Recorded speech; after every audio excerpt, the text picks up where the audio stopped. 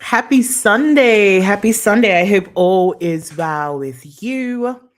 Uh, this live today is all around high achievement is not the same as healing. I am super excited to have this conversation with you. This live is for the woman who has the degrees, the job title, the clients,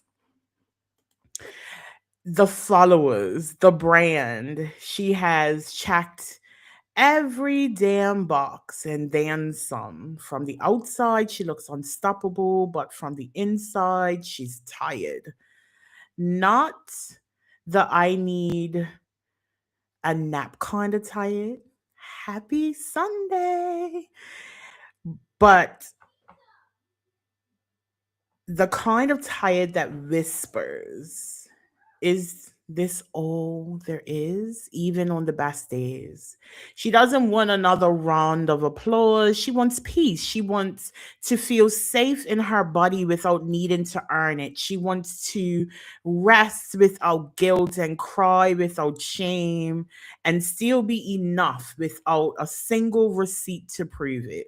Because here's the truth we don't talk about: high achievement is not the same as healing. Achievement can be a mask, a shield, a way to outrun the wound while pretending it doesn't ache.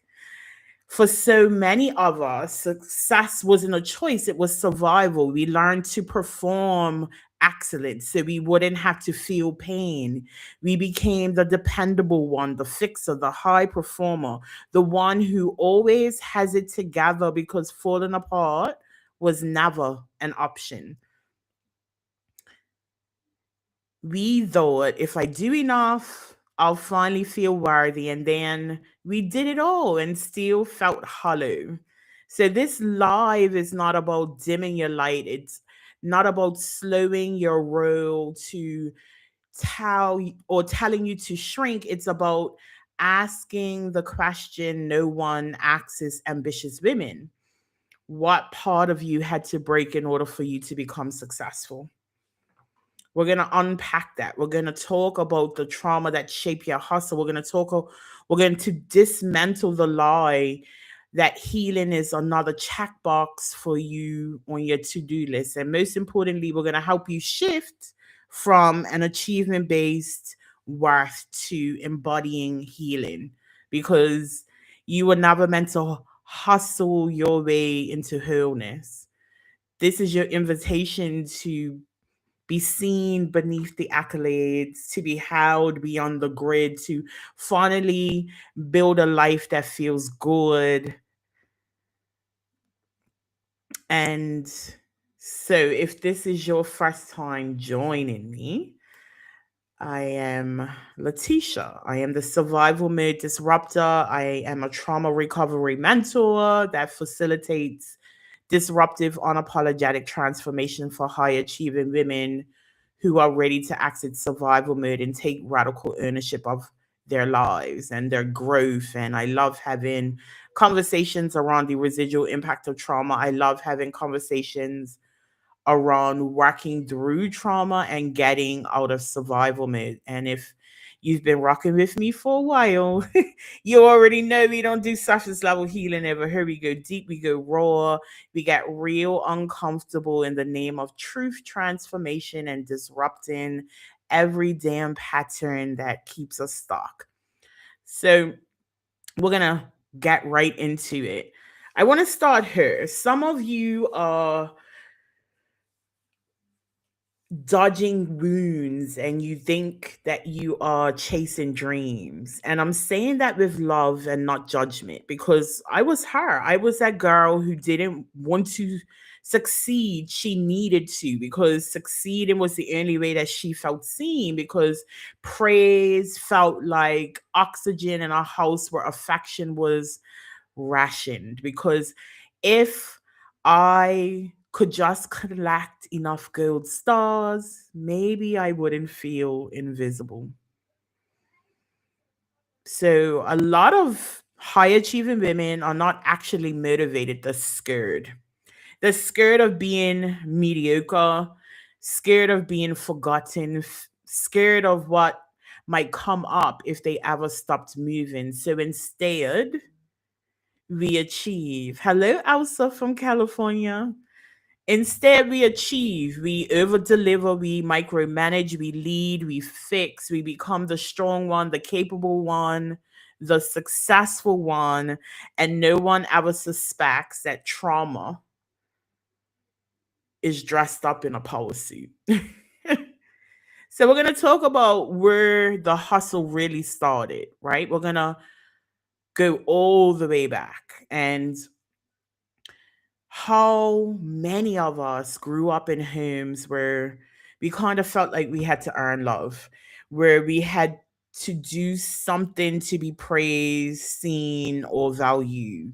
So you brought home straight A's and your parents finally smiled. You made yourself useful to em- emotionally unavailable parents, and you cleaned, you helped, you cooked, you cared for and manage grown folks' emotions just so that you could feel secure. You weren't rewarded for existence, you were rewarded for performance. So you became addicted to the applause, conditioned to believe that success was safety, that perfection was protection, and being the best was your best shot at love, acceptance, or being left the hell alone. And it worked, right? Until it didn't. So that's when doing starts replacing the feeling, right? Something that cracked me open in my healing journey was I didn't know how to feel. I knew how to do. Grieve. Nope, I don't have time for that. Let's launch another project. I did have time for anger, but nothing else. If I was lonely, I worked overtime. If I was sad, I would write a book or find some online course or, you know, something.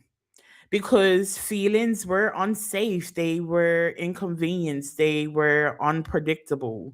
Doing was familiar, achievement made sense. It had structure, it had rules, it had a reward at the end. But when you use success as a distraction from your pain, you're building an empire on a fault line.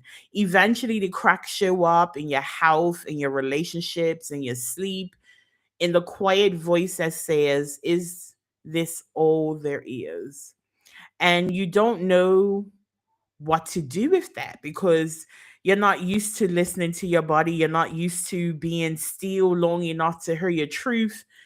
You've been too busy proving you're enough to even ask if you feel enough. So I mentioned that trauma that is dressed up in a power suit. High functioning doesn't mean healed. You can be the CEO and be still dissociating. You can be a top coach and still running from your childhood grief. You could be a public success and a private wreck. We don't talk enough about being in these professional polished spaces because it feels like admitting weakness. But I'm not here for perfection. I'm here for freedom. And freedom starts with naming the cost of your armor. So, what is the cost of constantly proving yourself? Every trophy, every degree, every win, they felt good, didn't they? But did they last? Or did the high fade the moment someone didn't clap? The moment someone questioned your worth, the moment you slowed down? That's the thing about overachievement. It never actually satisfies the wound. It masks it with gold until you're burnt out, numb, disconnected from joy, disconnected from your own truth, even because achievement doesn't equal identity. And doing this isn't the same as being. So, as you know, I love to give prompts because I think it's important for us to get to a level of awareness which will allow us to move forward. So, get out a piece of paper, get out your note app on your phone, and I want you to write this down. What did I believe achievement would finally make me feel? Did you want to feel peace? Did you want to feel pride? Was it safety? Was it love? And now ask yourself, did it? Now, I give you these prompts for you to, you know, think about while we're on this live, but I really want you to dig deeper. I really want you to be honest with yourself, right? If the answer is no, what might your body, your soul, your inner child actually be needing? So explore that. We're going to be going deeper into why the hustle doesn't let you rest, even when your body is begging for it. We're going to be unpacking how your nervous system got wired to equate control with safety and why it's so damn hard to receive, soften, or just be still. So, just because you're winning doesn't mean you're wow. We have already peeled back the layer of trauma behind your trophies, but I want to go into the trap that success becomes when your nervous system doesn't know how to feel safe, no matter how many wins you collect. Because the punchline is high achievement doesn't mean high regulation. It doesn't mean peace. It doesn't mean healing. And it really doesn't mean safety. It means you know how to perform under pressure. It means you've mastered the art of pushing through. It means survival mode got real fancy. So let's unpack the quote. Just because you're winning doesn't mean you're wow. Because for many of us, the applause, the income, the credentials, it's all real. You're not faking your success. You're not pretending to be talented. You are that girl. But deep down, why does it still feel like you're not safe? Why is it that no matter how far you get, your body still braces like you're about to lose it all? Why are your shoulders always tense? Why do you wake up tired even when you've technically made it? Well, here's why success and safety are two different things. And the most high achieving women, we've built our entire empire from a place of hypervigilance and not wholeness. So we're gonna break down when drive is really dysregulation. High functioning anxiety looks like being 10 steps ahead of every problem because your nervous system is stuck in the future trying to prevent a catastrophe. It also looks like imposter syndrome, where there is a constant need for validation because your nervous system doesn't trust that you're worthy of what you've built. It also looks like overworking, the dedication and ambition, but really trauma, it's a trauma reflex to stay busy, to feel so you won't feel what's underneath. So you're not so driven because you're ambitious. You are so driven because your nervous system doesn't know how to be still. Because stillness used to feel like danger, because you weren't, if you weren't performing, impressing, producing, you feared disappearing. So I think at this point, if you relate to this, it's going to be important for you to ask yourself, am I creating or am I escaping? And be honest, that launch or the next degree or that next big project you just have to do, is it truly aligned with your joy and your purpose, or are you doing it because slowing down makes you feel unsafe? It makes your skin crawl because you can't remember who you are if you are not achieving something, because productivity has become your personality, because busy keeps grief and guilt and old stories at bay. Is that why you do it? And be honest with yourself. Like, there's no judgment here. You know, in order for us to exit survival mode, we have to get to a place of awareness. And that is the purpose of these lives. You know, overachievement is sneaky because it feels good. It's praised, it's profitable. It puts you on stages and on screens and in boardrooms. But you can't heal what you're too busy to feel. You can't regulate your nervous system while still sprinting. You can build emotional intimacy when you're running on fumes. You can't rest when rest still feels like weakness.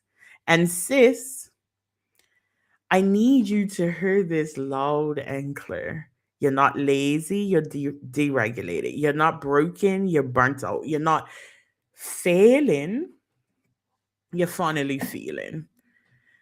That feeling you're trying to outwork, wow, that is the doorway to your actual healing. But, oftentimes our body does not trust peace. Have you ever noticed that even when life slows down, you still feel like something's about to go wrong? That's not you being dramatic, like that is your nervous system being stuck in fight, flight, freeze, or fawn. And that's really the true definition of being in survival mode, unable to get out of that cycle. So for years, maybe even decades, you associated chaos with normalcy. And when things are calm, it doesn't feel comforting. It feels unfamiliar, suspicious, unsafe. You're waiting for the other shoe to drop. And because discomfort feels more predictable than peace, you recreate the hustle to feel normal again. It's not a mindset. Like, this is biology. So I want you to take out that journal again, take out that piece of paper, that note app, and I want you to write this down. When did doing more become my default comfort zone? Was it after a divorce? Was it when you were a little girl trying to earn love? Was it after your trauma when the silence was too loud and rest brought up too much pain? I want you to track that moment because that's the origin story of your overachievement. And once you're able to locate the root, you can stop blaming the fruit. You are not chasing your dreams, you are outrunning your ghost. And you're not addicted to success, you're addicted to control. Because the moment you stop, the floodgates might open. And here's the truth: you can't achieve your way into healing, you have to feel your way there. So, we're going to be confronting what's underneath the drive some more because your body is tired of pretending. Your nervous system is waving the red flag, sorry, the white flag. And it's time for you to listen. So, how do we get to a place of trade improving for peace, right? When you get to a place of not having to earn your healing, you were never supposed to hustle for healing. You don't have to prove your pain to deserve peace. You don't have to perform exhaustion to be taken seriously, because here's the trap we're breaking down today: that belief that you have to do more to deserve more. You have already proven that you can survive. You've proven in degrees and diplomas and businesses and promotions and pivot plans in 12-hour days and 4-hour sleep cycles, and making miracles happen while you are silently falling apart. But now the work is to stop proving and to start feeling. So healing isn't linear, right? It doesn't come with a syllabus. You can't bullet journal your way out of trauma. You don't need another checklist. You need capacity. You need presence. You need safety in your body, in your nervous system, in your relationships. And most of all, you need permission to pause, to say, I don't want to fix any more today, to lay down the expectation that you have to achieve healing the same way you achieved everything else, through perfection, through performance, through pressure. But often we get addicted to what's next, right? You know that little voice, as soon as you hit a goal, it whispers, okay, what now? Now what? So you launch something new. Cool. What's next? You hit a revenue goal. Cool. Push it harder. You finally get that promotion. Okay. Time to work on something else. That voice is an ambition. As I've said, it's your survival mode. It doesn't trust that stillness is safe. It keeps you chasing. But peace has no timeline. It doesn't live in what's next. It lives in what's now. And that shift from future obsession to present awareness, that's the real graduation. I want you to try something for a moment, or I want you to think about something for a moment. What if your body isn't slowing you down? What if it's bringing you home? All of those days you felt lazy, all of those moments you couldn't focus, couldn't create, couldn't push through, your nervous system wasn't betraying you, it was begging for peace. It was resisting the pressure to keep proving when you were already drawn in. And again, you're not broken. You're burnt out from everything and everybody except yourself. So, how do we shift from proving to peace? And I want to give you three shifts to anchor into. First of all, it's micro moments of silence. You don't need a 7-day retreat to reconnect. You don't need 7 seconds. Sorry, all you need is 7 seconds of breath when your brain spirals into what next. And pause, inhale, exhale, feel your feet, name where you are, and then return to what you were doing.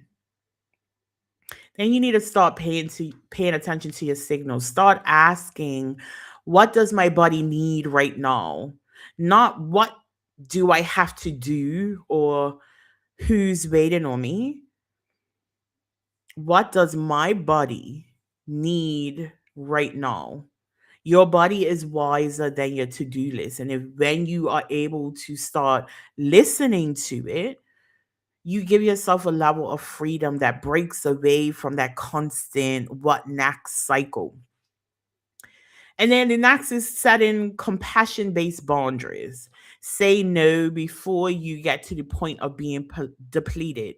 Say yes only when your body says yes to, because peace is practice, right? It's not the performance that we are so used to being in survival mode.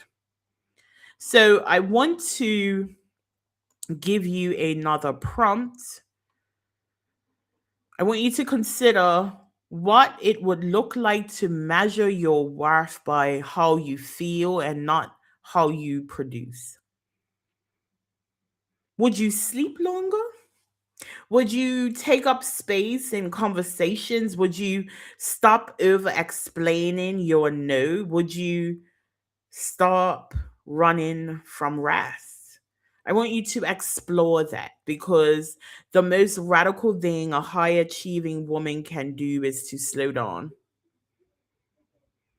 and still believe that she is enough. You know, you've built a life on grit, on hustle, on receipts, but the you that's emerging now, she is building a life on softness, on presence and power. So we're going to talk about reclaiming your identity outside of achievement because it's not enough to stop performing. You have to rebuild your story from wholeness.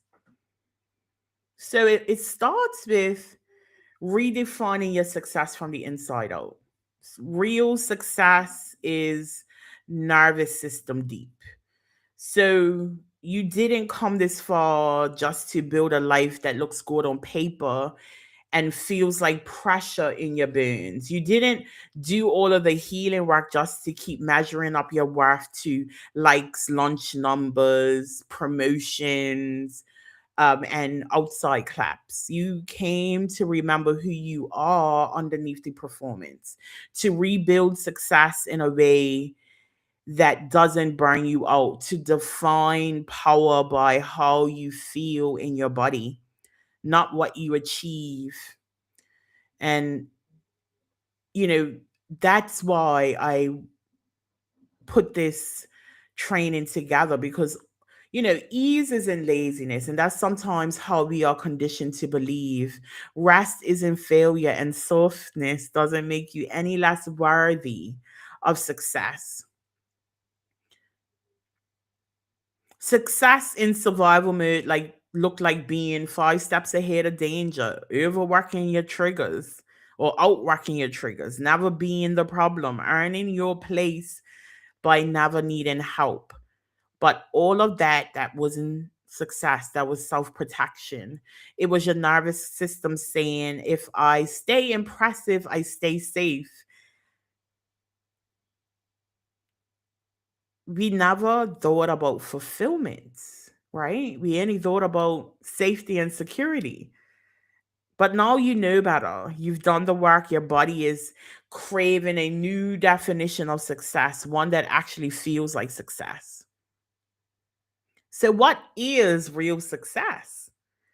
Real success is when your nervous system is regulated, when your boundaries are intact, when your life is aligned with your values. That's it. It's not about doing less. It's not about doing from a different place. It's from embodiment, not urgency, from joy and not fear, from internal authority and not external validation. This is what having it all really looks like. So I want to give you some scripts to support the new version of you because, I don't just give you concepts, I love to give you tools. So let's flip some survival mode defaults on the head. So the first one is being able to say no without guilt. The old you would have been like, let me check my calendar. Even though you already know it's a no. The new you can say, it's not aligned with me right now, but I appreciate you thinking of me. Or simply just no, thank you. You don't owe an apology for having limits, you owe yourself honesty. The next one is saying yes without fear. The old you would have been like, what if I fail? What if I'm not ready? The new you, this excites me and scares me because honestly, the truth can be, those two can be true at the same time. And it means growth is calling. You are allowed to step into things that feel expensive, not just safe. Another one is not using productivity to outrun your pain. An old habit might be waking up anxious and you dive straight into your inbox. The new pattern would be I am allowed to check in with myself before I check in with the world. And I want you to try this script with yourself. Before I do anything today, how do I feel? That's what self leadership rooted in safety sounds like. When your old definition of success was built from pain, grief, and abandonment, redefining it will feel uncomfortable at first. You will feel lazy when you are actually just regulated. You'll feel guilty when you are actually just in alignment. You might feel like you are losing momentum when really you're gaining access to a life that you didn't need to escape from. So let me say this again for the achievers in the back. Healing doesn't mean that you have to stop being excellent. It means your excellent is not coming from a place that costs you your peace. So the last reflection for today is what parts of my ambition are rooted in fear and what parts come from joy. I want you to journal it. If journaling, writing it down is too much for you, voice note it to yourself, text it to somebody who's your accountability partner, because the more you name it, the more power you take back. You spent years building a life that looks successful, and now it's time to build one that feels like freedom. Success isn't your hustle, it's in your healing, in your softness when you finally let yourself feel. It's in the boundaries you set without shaking, in the joy you no longer delay. You don't have to abandon your ambition to come home to yourself. You just need to stop outsourcing your worth to your work. So take a breath with me, because I know what it feels like to get to the top of the mountain. You get the promotion, the degree, maybe even a six-figure year, the title, the business, the clients, the applause, and yet still feel empty. Still feel like you're one misstep away from crashing it all crashing down.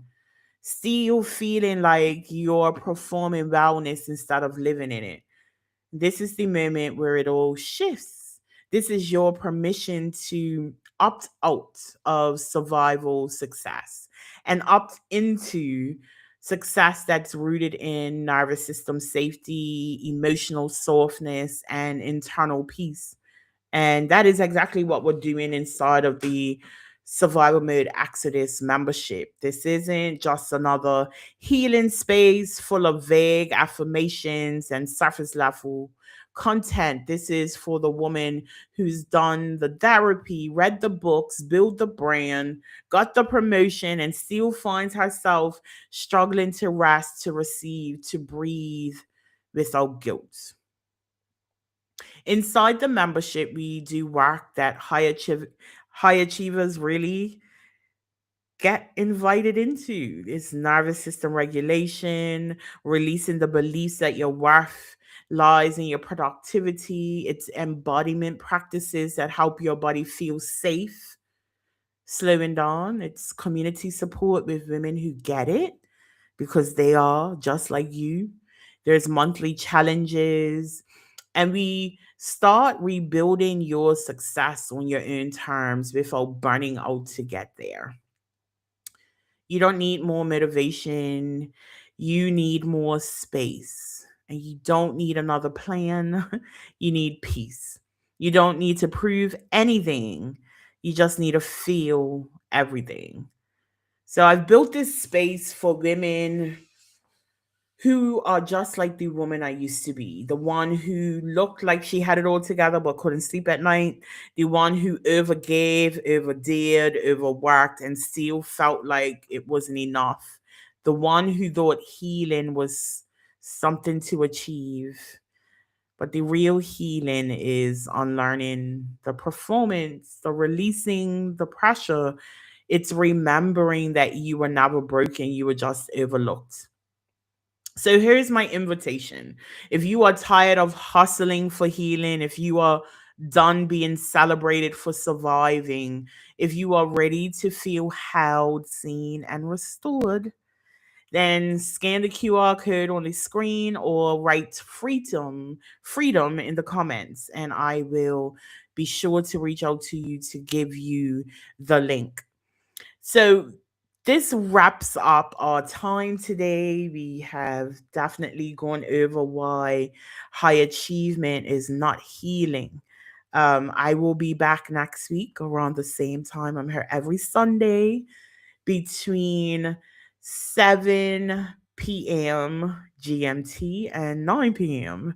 And that is 2 p.m. Eastern and 4 p.m. So, some point in time between that, I will post the conversation for each week a couple of hours before to confirm the exact time that I will be going live.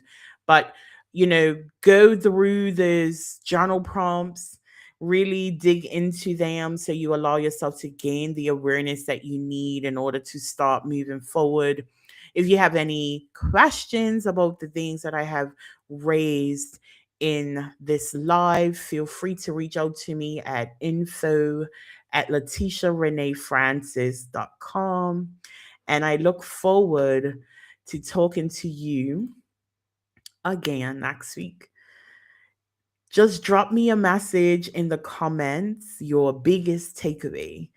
And I look forward to having another discussion on how you can actively exit survival mode. Talk to you later.